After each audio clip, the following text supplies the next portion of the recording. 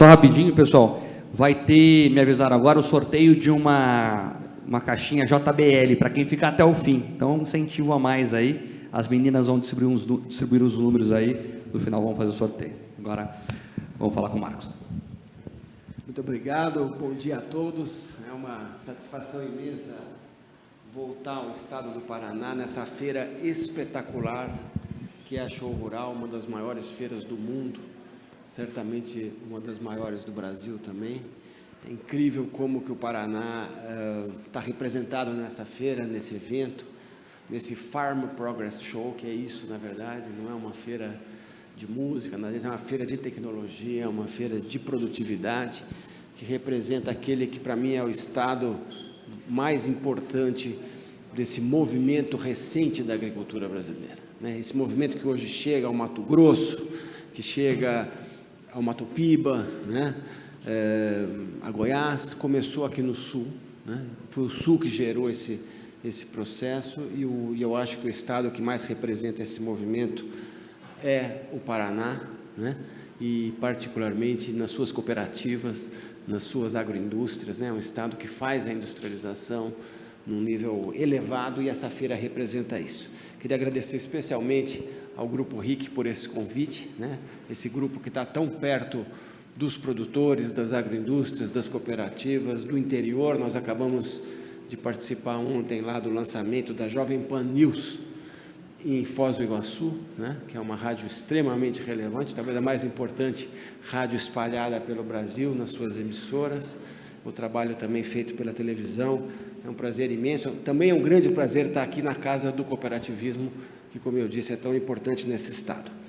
Bom, eu queria começar falando de mundo, né? Acho que não tem nenhum setor hoje que precisa tanto do mundo, que precisa entender o que está acontecendo lá fora, como o agronegócio, né? É de longe o setor mais internacionalizado da nossa economia.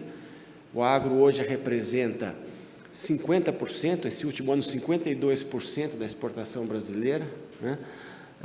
O Brasil hoje é o terceiro maior exportador do mundo, com 8,4% das exportações mundiais, né? No agronegócio, né? Nós perdemos hoje para os Estados Unidos e para a União Europeia.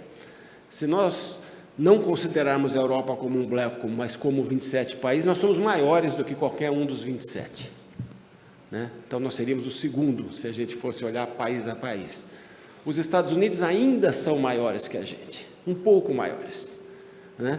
Mas nós vamos passar os Estados Unidos, pelo menos no mundo das commodities. Já estamos fazendo isso, já fizemos na soja, já fizemos na carne bovina, no frango, vamos fazer em breve no suíno, e já fizemos em milho nesses 2 últimos anos, e temos grande potencial para fazer em algodão. Quer dizer, pouco a pouco, a nossa revolução vai se espalhando pelo mundo, e eu acredito que em mais uma década a gente vai ser maior do que os Estados Unidos na exportação de commodities. É claro que os americanos fazem também produtos de valor adicionado, e nisso a gente poderia ser melhor do que somos hoje, né? Mas é um momento muito importante para a gente falar aqui no Paraná, porque nós tivemos 3 anos, que foram 3 anos que ninguém esperava, coisas que ninguém imaginava que fosse acontecer.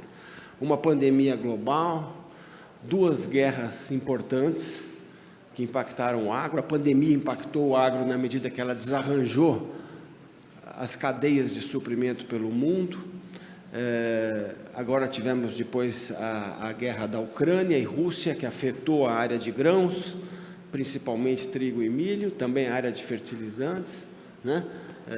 Por exemplo, parte hoje dos protestos europeus que estão acontecendo na França, na Alemanha, na Irlanda e tantos países, tem a ver com o acesso que foi dado em 2014 para a Ucrânia na União Europeia, né? A Ucrânia produz de maneira mais competitiva que os franceses, eles estão reclamando da Ucrânia, estão reclamando do Mercosul, né? Como é que está? Está dando para ouvir lá no fundo? Deixa eu ver se um pouquinho mais perto. Então, o que a gente vê hoje é uma situação em que os agricultores franceses, alemães, etc., vão para a rua, né? Reclamar do Mercosul, do acordo com o Mercosul, reclamar da Ucrânia, mas, na verdade, essa guerra realmente foi uma guerra que impactou e que está impactando lá os mercados. Agora, lá no Oriente Médio também, questões importantes na medida que chega no Irã, na Arábia Saudita. Tivemos questões climáticas, né, de maneira importante. A Argentina, por exemplo, quebrou nos últimos 3 anos, agora volta ao normal esse ano, né? Então, quer dizer, tudo isso aconteceu, desarranjou os preços relativos, mexeu com os custos de produção, né? Nós tivemos em 2022 um momento extraordinário na exportação, nos preços. 23 e 24 já são freios de arrumação, né? Eu costumo dizer que havia uma ideia de que o movimento dos 4 últimos anos de aumento de preço fosse continuar para sempre, né? Mas chega uma hora que a oferta e a demanda se ajustam, né? E o que nós estamos vendo hoje é exatamente esse ajuste de oferta e demanda acontecendo. Por exemplo, nós tivemos esse ano aí queda das margens do produtor, tivemos problemas climáticos que voltaram, né, depois da safra extraordinária que foi a safra lá do ano passado, que nós chegamos a 320 milhões de toneladas de grãos, uma safra absolutamente recorde em toda a história. A safra atual agora já mostra mais dificuldades em alguns locais. Aqui no Paraná, depois a gente fala disso, com a questão lá do calor, mas principalmente o maior impacto no Centro-Oeste, no Mato Grosso, com uma queda de produção, né? Então, a gente, na verdade, volta ao normal, né? Eu sempre digo que o anormal não foi 23, 24, o anormal foi 20 a 22, né? 20 a 22 foram anos que aconteceram coisas que a gente nunca imaginava que fosse acontecer, pandemia, guerra, questões climáticas, etc. E agora nós estamos nesse freio de arrumação. Mas é um freio de arrumação que aponta para cima, não para baixo, né? O agronegócio vai continuar crescendo. E o que vai puxar o agronegócio é a segurança alimentar global, né? A segurança alimentar global, como vocês sabem, é uma questão muito relevante, principalmente nos países emergentes, né? O nosso grande cliente hoje é a China. O agronegócio, o ano passado, exportou 167 bilhões de dólares. 167 bilhões de dólares. Foi o maior ano da história. Nós saímos de 100 bilhões de dólares em 2000, 120 bilhões em 2020, desculpa, em 2021, 120 bilhões, 2022, 160 bilhões e agora 2023, 167. Então, 100, 120, 160, 167 em 4 anos, né? Foi um resultado extraordinário. 40% disso hoje vai para a China, que é o nosso grande cliente. Ela não comprava quase nada 30 anos atrás, né? E hoje ela compra 40% e vai continuar comprando, né? Por quê? Porque a China ainda demanda proteína, né? Eu diria que se nós fôssemos resumir a nossa pauta exportadora hoje em uma palavra, essa palavra é proteína, né? A proteína que vem da soja, né? Que vem do milho, através das carnes, né? Os suínos, as aves, os bovinos, né? E tudo aquilo que vem junto, né? O etanol e as outras coisas que vêm como subprodutos importantes dessa produção de proteína animal, proteína vegetal e milho, etc. Então, tudo isso junto atende hoje essencialmente a China, mas também outros mercados na Ásia, né? Nós temos, por exemplo, um enorme potencial hoje no sudeste da Ásia, né? O sudeste da Ásia, abaixo da China, são 10 países: Indonésia, Tailândia, Malásia, Filipinas, países, quase 5 ou 6 países ali têm mais de 100 milhões de habitantes. O Vietnã, por exemplo, é um grande mercado que cresce mais do que a China nesse momento. É pequenininho ainda, é 3 bilhões, a China é 63 bilhões, né? Mas cresce a uma velocidade maior do que a China. A Índia no futuro é extraordinária, né? Nós estamos fazendo a China de 23 para 24, de 22 lá para 23, né? Agora a gente entrou em 24, 22 lá para 23, a China, a gente fez 53 bilhões em 22 e 63 bilhões para a China de dólares em 2023, né? Então, é enorme mercado, mas tem vários países ali em volta que são mercados para 2, 3 bilhões de dólares. Né? A Índia, por exemplo, é hoje um mercado de 2 bilhões de dólares, né? Muito menor do que a China, mas já é o país mais populoso do mundo. É um país jovem, é um país que está se urbanizando rapidamente, né?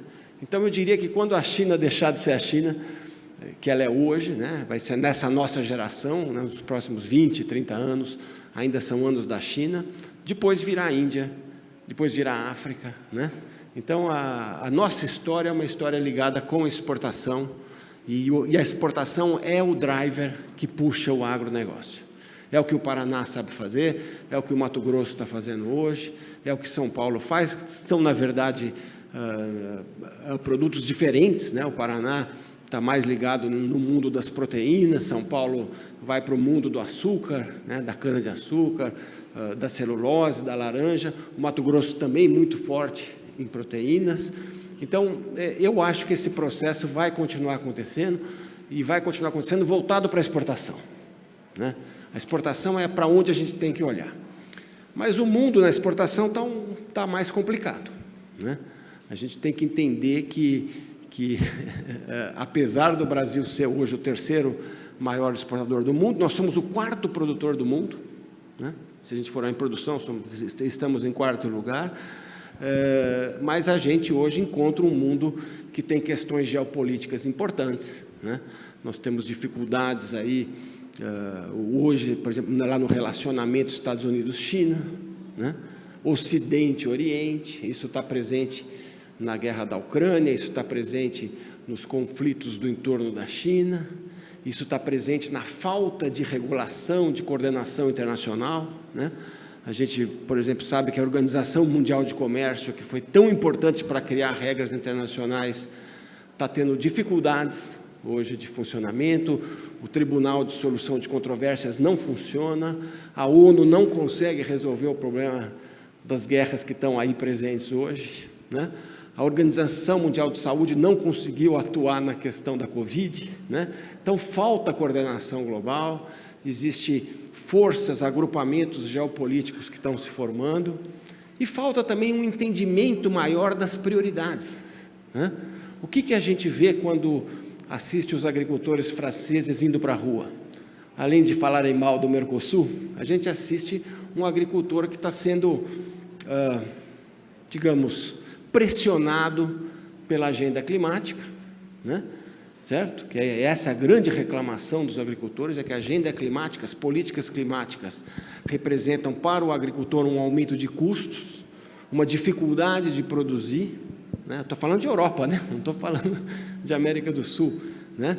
Por quê? Porque restrição para usar adubos nitrogenados, né? Restrição para esterco, restrição em pesticidas, restrições de forçarem o pousio, né? Eles têm que fazer lá um pousio de áreas de 4% da propriedade. Aqui no Brasil a gente faz 20, 35, né? Não é isso? O Código Florestal aqui força o produtor, né? Manter 20% da propriedade como reserva legal, 35% nos cerrados mais ao norte, 80% lá na Amazônia. Lá na França eles estão reclamando de 4%. Eles falam que a nossa lei é mais branda que a deles. Não é verdade, né? Nós temos uma lei que eu diria das mais rígidas do mundo, que é o Código Florestal brasileiro, né? Mas a reclamação dos agricultores é a questão ambiental, as políticas ambientais da Europa. E é curioso, porque isso mostra uma coisa que é absolutamente verdade e síntese dessa questão. Não dá para pensar só em segurança climática. Segurança climática é importante, é uma questão global, tem que encontrar saídas, mas existe um outro problema que chama-se segurança alimentar.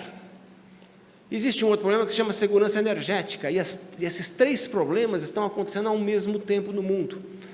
E quando você força a mão demais de um lado, você pode prejudicar o outro, né? E é o que a gente está vendo hoje lá na Europa, um produtor que está reclamando demais da pressão da legislação ambiental sobre a produção agropecuária, né? E essa pressão, ela, no meu entendimento, ela vai agora ter que ser rebalanceada. Nos últimos dias, a gente já viu diversos governos da região anunciando, olha, vamos com mais calma, vamos deixar o pessoal produzir, e tem que produzir, certo? Porque o problema de segurança alimentar não está só na China, não está só na Índia, não está só lá no Oriente Médio, está também dentro da Europa, né? Existem populações hoje que estão sentindo a inflação dos alimentos na Europa, existe um envelhecimento do produtor europeu, que nós aqui temos produtores muito mais jovens do que os produtores europeus e americanos, os filhos não querem ficar no campo. Então, a Europa, que fez a segunda grande revolução agrícola, né? A primeira foi feita lá no Oriente Médio, antigo fértil crescente, quando surgiram os animais domésticos, as plantas cultivadas que a gente cultiva até hoje. A segunda foi feita pela Europa, a terceira foi feita pelos Estados Unidos, no século passado, e a quarta está sendo feita aqui no Brasil, no meu entendimento, né? e de muitos outros, que é a nossa revolução tropical agrícola, né? A Europa é berço da mecanização agrícola, né? É berço da intensificação da produção, e hoje está tendo dificuldades, né? Está tendo dificuldades, e os agricultores foram para a rua por causa disso, né? E aqui no Brasil, o que eu vejo é um país com todo o potencial para crescer, né? Agora, não é crescer de qualquer forma, de qualquer jeito, é crescer com cuidado, é crescer olhando para custos, olhando para margens, né?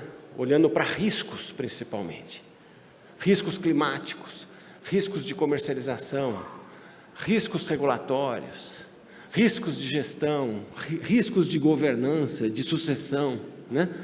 Então, tudo isso a gente tem que olhar ao mesmo tempo aqui no Brasil. O potencial de crescimento do Brasil é indiscutível, né? É indiscutível por coisas que foram feitas, inclusive, nesse Estado. Foi nesse Estado que nasceu o plantio direto. O plantio direto é uma revolução no modo de produzir, né? Porque a partir do plantio direto a gente também aprendeu a fazer a segunda safra, depois a terceira safra, hoje a integração lavoura-pecuária, que é extraordinária, né?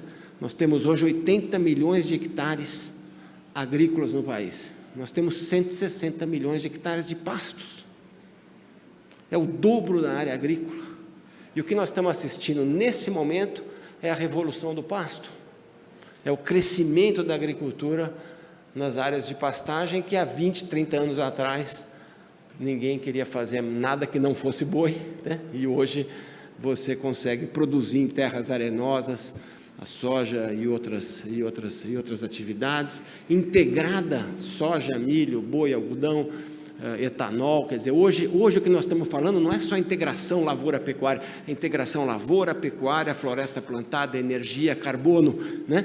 Tudo acontecendo simultaneamente nas mesmas áreas, e é um privilégio dos trópicos, né? Isso não vai acontecer em clima temperado. Clima temperado vai ter um inverno, vai nevar, vai faltar sol, vai faltar condições de produzir. Aqui não, aqui a gente consegue produzir o ano inteiro, né? Falávamos há pouco aqui sobre o trigo, potencial do trigo aqui no Paraná, assim como já é milho, assim como já é soja, já é carne lá de suínos, de aves, né? Então, esse potencial da integração, dos sistemas integrados, que segue a história do plantio direto, que segue a história da genética, da correção de solos, né? Tudo isso junto coloca um enorme potencial do Brasil no mundo, né? E esse potencial depende de demanda, essa demanda vai continuar crescendo, não em linha reta, com altos e baixos, né? Que a gente vai continuar assistindo, é um processo vamos ter anos bons, vamos ter anos mais ruins, etc., mas o movimento é para frente, é para cima, né? E o potencial existe, né? Então, eu acho que essa é a nossa grande perspectiva hoje, é para onde as coisas estão apontando. A China hoje é o grande comprador, amanhã tem outros países que vão ser os nossos compradores, né? E eu vejo realmente que a gente tem essa possibilidade de continuar crescendo e mesmo liderando o mundo nas exportações. Na produção e no consumo é um pouco diferente. Os países sempre vão querer serem autossuficientes. Nenhum país grande vai abrir mão de tentar ser autossuficiente. Mas eles vão precisar importar. E se precisarem importar, o Brasil tem um enorme potencial. Inclusive para fazer outras coisas que hoje não são exportadas, né? Vamos pegar no mundo das proteínas. Hoje o Brasil é líder em suínos, em aves, é líder em bovino, é terceiro ou quarto lugar em suínos, mas o Brasil é importador líquido de leite. O Brasil é importador líquido de pescado, né? A gente não poderia ser exportador de leite e de pescado, né? Poderíamos. Hoje nós estamos fazendo menos de $1 bilhão em frutas, legumes e verduras para exportação. O Peru está fazendo $6 bilhões. 5 em fruta, 1 em verduras. O Chile está fazendo $6 bilhões, $6,5 bilhões. Só de cerejas vermelhas o Chile exporta mais de $2 bilhões por ano para a China, que é a cereja que eles comem no Ano Novo Chinês, que vem do Chile. Então, nós temos oportunidades, né? Temos a oportunidade de fazer outras coisas, como outros países aqui em volta estão fazendo. Mas nessas commodities que a gente atua, nós não temos competidor, né? Hoje, você fala de soja, algodão, milho, nós vamos crescer bem mais do que os Estados Unidos, e não tem outros países no mundo. Carne bovina, nem se fala, América do Sul, né? Aves, o Brasil lidera. Suínos, o Brasil tem potencial. O suíno era um produto de mercado interno, está se tornando um produto de exportação, né? Açúcar, o Brasil lidera, celulose. Então, a gente tem uma história em 10, 12 commodities que é uma história inigualável, uma história recente, uma história que em grande parte começou nesse estado, né? E depois foi lá para o Centro-Oeste, e eu acho que isso vai continuar. Eu não estou conseguindo ver o tempo. Como é que está Tem mais? Porque eu não queria deixar de interagir depois com a Ayrton. Então eu vejo esse grande... Oi? E bom, eu vejo realmente esse grande potencial que a gente tem hoje, tanto de aumento de oferta, como de atendimento da demanda internacional, né? Eu acho que uma das áreas, se eu fosse olhar 10 anos para frente, hoje nós estamos no mundo da proteína, e entramos no coração do que é proteína. Vamos lembrar que o Brasil, até os anos 70 da década passada, o Brasil era basicamente produtos tropicais, né? A nossa força, desde que os portugueses chegaram ao Brasil, estava na cana-de-açúcar, no cacau, no café, na borracha, né? Esses eram os produtos líderes da nossa pauta. O café é responsável pela construção de São Paulo, do Paraná, né? Quer dizer, esses estados todos nasceram em cima do café.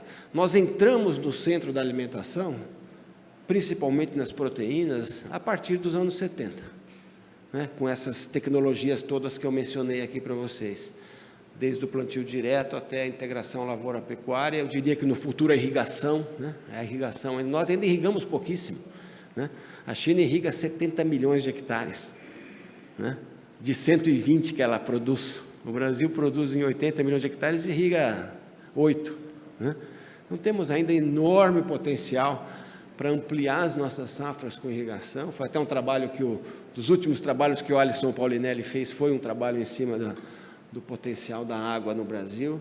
Então temos esse grande potencial. Eu queria falar aqui de um setor que eu considero que vai ser o futuro, que se chama bioenergia, né?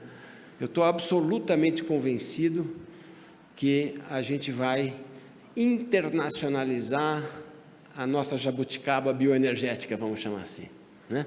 O Brasil, nos anos 70 da década passada, no meio da crise do petróleo, o Brasil resolveu fazer etanol a partir de cana-de-açúcar. A gente já fazia açúcar há 400 anos, mas a gente resolveu entrar no mundo do etanol, do álcool, construindo uma frota de carros a álcool na época e distribuindo etanol em todos os postos. Nenhum país do mundo fez isso que o Brasil fez naquela época. Depois, mais à frente, surgiu o carro flex, surgiu a cogeração de eletricidade, surgiu o biodiesel, né? E nós fomos construindo uma coisa que eu diria que era uma jabuticaba de bioenergia, quer dizer, uma experiência que não existe no mundo e que a gente adotou porque faltava petróleo. Porque nos anos 70 o país teve uma dificuldade enorme naquela crise do petróleo e resolveu investir numa energia alternativa ao petróleo. Era isso, não tinha nada a ver com clima, com emissões, né? Era simplesmente segurança energética. Bom, o que aconteceu? Nos últimos 20 anos, o mundo está desesperado para reduzir emissões, né? Estão falando em enterrar carbono, estão falando em reduzir adubos fertilizantes, né? Mas 73% das emissões do mundo estão em transporte e energia, e estão ligadas a combustíveis fósseis, né? E qual é a alternativa que existe hoje para reduzir emissões em transporte e energia? Tem algumas, né? Você tem aí a possibilidade de fazer energia eólica, energia solar, energia nuclear. O Brasil tem hidrelétricas, né? Que são alternativas verdes, mas o Brasil tem bioenergia, mais que qualquer outro país. A nossa matriz energética hoje é quase 50% limpa, em grande parte por causa da bioenergia, da energia que vem da fotossíntese, que é o que nós mais temos nesse Brasil. O que nós temos nesse país não são plantas, mas nós temos mais capacidade de fazer plantas, quaisquer que sejam elas, por causa da quantidade de sol, né?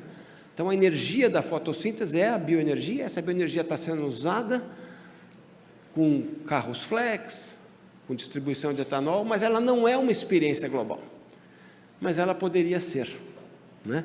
E agora, nesse momento, estão se abrindo avenidas como a gente nunca imaginava. Eu fui durante 5 anos presidente da União da Indústria da Cana-de-Açúcar, né? E enquanto presidente da Única, a gente via no começo dos anos 2000 o potencial que a cana-de-açúcar tinha na produção de energia para as pessoas, o açúcar, de energia para os carros, o etanol, e de energia elétrica através da cogeração. Nós víamos isso e começamos a falar de bioplásticos, de etanol de segunda geração, uma série de coisas, mas essas coisas não aconteceram. Hoje elas estão acontecendo. Os americanos aprovaram um programa de 740 bilhões de dólares, que se chama Programa de Redução de Inflação, até porque pegou aquela fase de inflação alta, mas é um programa de transição energética, porque eles estão perdendo a corrida das energias renováveis para a China. A China ainda depende de 65% de carbono, mas a China está investindo pesadamente em automóveis elétricos, em hidrogênio, em solar, né? A tecnologia solar, a tecnologia eólica hoje é dominada pela China, a produção de placas, né? O hidrogênio que está vindo com força aí, né?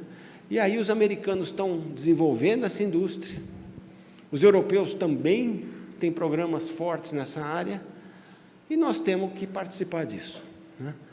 E a gente tem muito potencial, seja para fazer metano a partir de resíduos agrícolas. Acho que várias cooperativas estão hoje fazendo isso aqui no Paraná, a partir de esterco de animais, na cana-de-açúcar a partir de vinhaça e de torta de filtro, né? Uma experiência extraordinária. Outra experiência extraordinária brasileira, a soja cresceu, voltada para a China, junto com a soja cresce o milho, e junto com o milho cresce o etanol de milho, né? Nós, há 15 anos atrás, nós não imaginávamos o Brasil como exportador, grande produtor, exportador de etanol de milho, 20 anos atrás. Hoje o Brasil já é isso, né? Então nós temos um potencial enorme no mundo da proteína e temos um potencial enorme no mundo da bioenergia, mas ninguém vai nos entregar isso de graça. Nós temos que ir lá brigar para que a bioenergia seja reconhecida como uma alternativa fantástica da transição energética global. porque as acusações estão aí, né? Os países lá fora falam, não, bioenergia, você vai tirar o alimento para fazer energia? Tem um enorme debate lá fora, dizendo, não pode, né? Tem que priorizar alimento, mas dá para fazer alimento e energia, né? A conversa não é alimento ou energia, é alimento, né, e energia juntos, como é o etanol, que você faz milho e você tem o DDG e tem lá os subprodutos, né? Então, grande potencial nisso, né? Acusações sobre a questão lá do desmatamento, lá no Brasil, se você expande a agricultura, causa lá o desmatamento. Ora, está certo, nós temos que reduzir o desmatamento ilegal aqui no Brasil, mas o grosso da agricultura não está ligada com desmatamento, está ligada com produtividade, com segunda safra, com terceira safra, né? Então, a gente tem que participar desse jogo. Eu acho que são, talvez, os dois tabuleiros mais importantes do Brasil hoje. O primeiro é a segurança alimentar global, que eu já falei, e que o Brasil hoje é um player importantíssimo, e o segundo é a segurança energética e clima, que abre oportunidades extraordinárias, né? O agro tem tudo para fazer isso. Eu acho que o Léo colocou aqui um tema muito importante. Uma das coisas que a gente tem que trabalhar no agro melhor é imagem e comunicação, né? Eu acabei de falar para vocês coisas que eu acho que 95% dos brasileiros não sabem, não conhecem, não tem ideia dessa progressão extraordinária do agronegócio brasileiro. A gente tem dificuldade para se comunicar com as cidades, com as populações urbanas, lembrando que o Brasil hoje é 90% urbano e 10% rural. Então, nós temos que conversar com as cidades, com as populações jovens urbanas, nas escolas, onde surgem tantas distorções sobre o agro, né? E temos que nos comunicar lá fora. Talvez nenhum setor tenha que falar com o mundo mais do que o agronegócio brasileiro. E a nossa comunicação tem sido falha. Eu fiquei 5 anos na Ásia. Eu vivi em Singapura, mas eu cobria 12 países, né?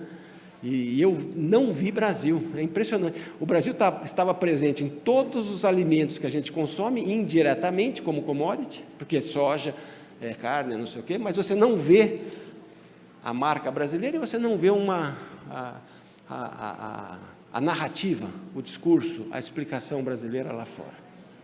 Lá na Europa, a visão é negativa contra o Brasil. Lá na Ásia, é nula. Simplesmente nós não estamos lá. As cooperativas do Paraná não estão presentes na Ásia. E deveriam estar presentes. Elas são gigantes hoje, gigantes de exportação, né? Eu sei que elas estão ali concorrendo umas lá com as outras, mas poderia ser feito todo um esforço, que eu já conversei lá no Alcepar, das cooperativas terem escritórios comerciais, terem um programa de comunicação na Ásia. Hoje nós temos 2 setores que estão fazendo trabalho na Ásia, que é a celulose e o algodão. Esses 2 estão fazendo um belo trabalho, mas, no geral, a gente não participa, não conhece, não tem relacionamento. A gente vende o produto aqui no porto, volumes enormes de produtos, mais de 200 milhões de toneladas de cargas agrícolas brasileiras saem do país todos os anos, mas a gente não sabe o que acontece lá na ponta. E os nossos concorrentes, frequentemente, estão falando mal da gente, né? Porque se é que é uma coisa que o agro brasileiro desperta, é inveja, né? Você vai lá com os americanos, eu vivi anos lá nos Estados Unidos, os americanos não acreditam nesse potencial brasileiro hoje, quando vê segunda safra, integração lavoura-pecuária, eles nunca vão conseguir fazer o que a gente faz, né? Então, resta falar do outro, né? E nós estamos sendo falados em vários países e sempre com dificuldades de comunicação. Então, eu queria fazer par com essa sua fala sobre comunicação com o mundo urbano e comunicação no exterior, que são 2 áreas que a gente podia fazer muito melhor. Muito obrigado, gente.